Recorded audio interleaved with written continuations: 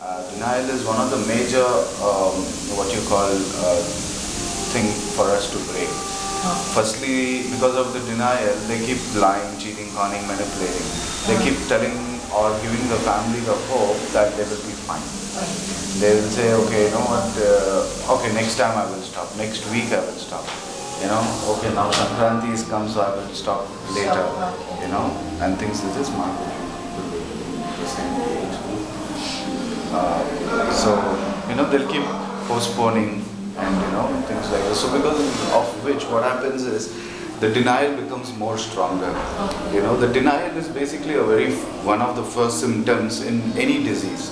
Even if you have cancer, there is denial, you know. So similar way, alcoholism or addicts have major denial because nobody can see it.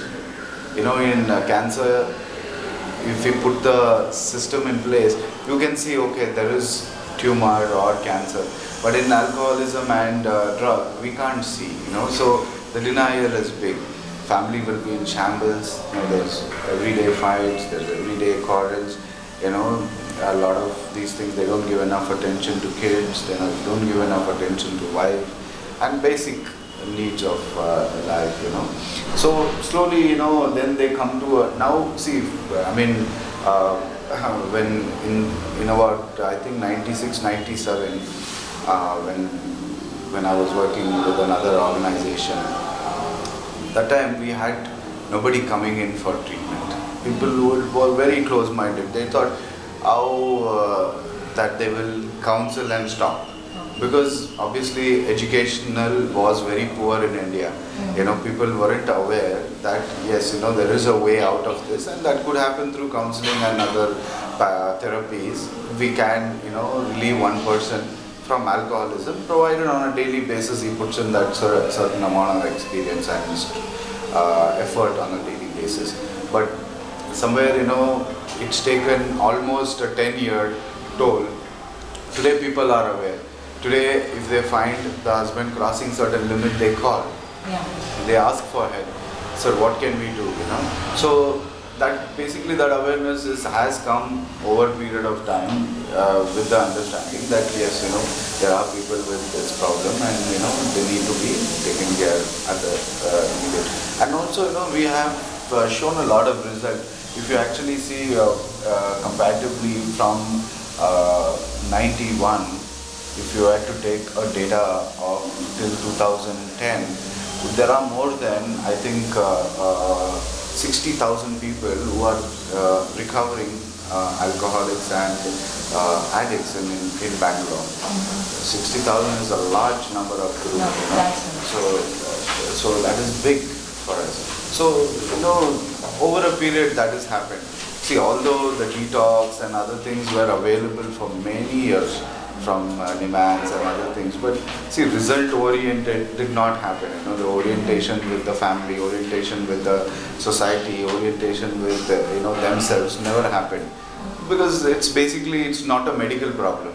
It is more a biological problem that you know we try and deal with physical aspects and you know mental aspects and also spiritual aspects.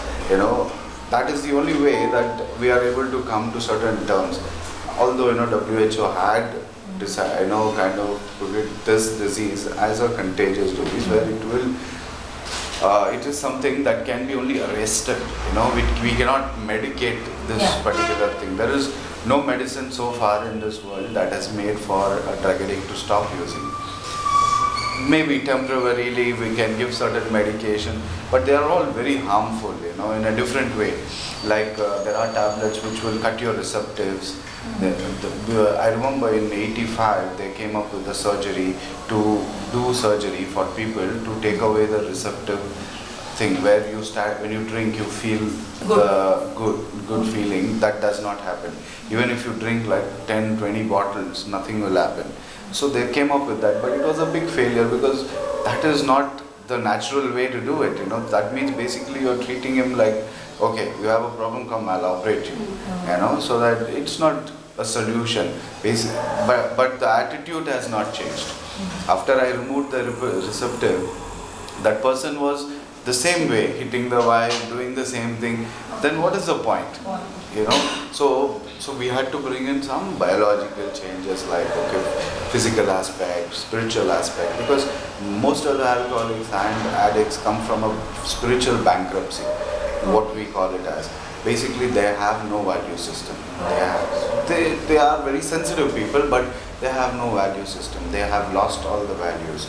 They don't have any. They are very self-centered most of the time. Every time they think only about themselves, and they do only what is required for them to be high.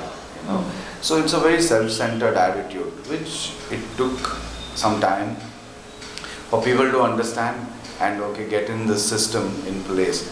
See, it is, I wouldn't say this is the only system that works, but there are a lot of other systems also, but largely most rehabs adopt this system is only because the percentage of recovery is much higher. Okay. So if they you, recover. yeah, they do recover. We have maybe, you know, even if I have to say the last year percentage for us was about 69%, which is a good percentage comparatively to most. But it also again, you know, does a lot of work. It's not, you know, the patient just comes, you know, but then we have to work from, you know, like from childhood with him, go back to those days, come back one by one, one by one, one by one, you know, and see what are the disabilities. Does a family have any mental disability or any alcoholic in the family?